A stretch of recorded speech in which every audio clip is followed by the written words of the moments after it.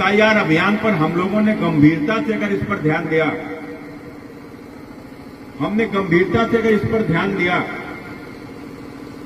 तो आप याद रखना समाजवादी पार्टी दूरबीन लेकर भी ढूंढे नहीं मिलेगी।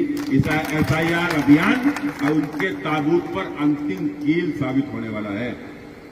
आपको मालूम है, कल हम लोग लगभग समीक्षा कर रहे थे अपने कन्नौज विधानसभा व कन्नौज जनपद की 3 विधानसभाओं की। हम लोगों के हिसाब से तो लगभग 3 लाख वोट कटने जा रहा है। मैंने 3 विधानसभा में 3 लाख वोट। आप सोच रहे हो अखिलेश यादव जीते कितने वोटों से? 3 लाख वोट केवल वहां कटने जा रहा है। रसूलाबाद और विधुना भी बाकी पड़ी हुई है।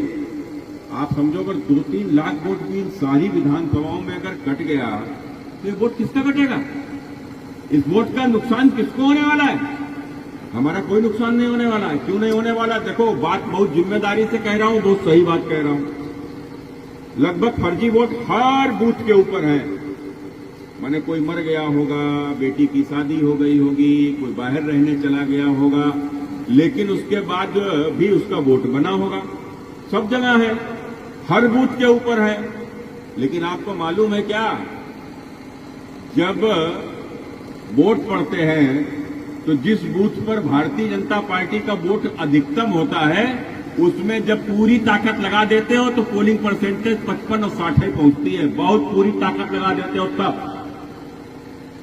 और जहां पर समाजवादी पार्टी का बूथ होता है, आपको मालूम है, आपके विधुना विधानसभा में 90 बूथ ऐसे थे जहां समाजवादी पार्टी को 90% से ज्यादा, माने 90-95% से ज्यादा वहां के ऊपर पोलिंग हुई और 99% वोट उन्हीं को मिला।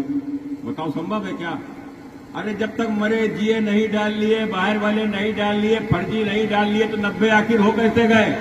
उनके यहां 90 हो जाते हैं, हमारे यहाँ 55-60 तक हम रुक जाते हैं। क्यों? क्योंकि हमारे यहाँ फर्जी वोट हम डाल ही नहीं पाते, हम डालते ही नहीं है, क्योंकि हम फर्जीवाड़ा करने वाले लोग भी नहीं।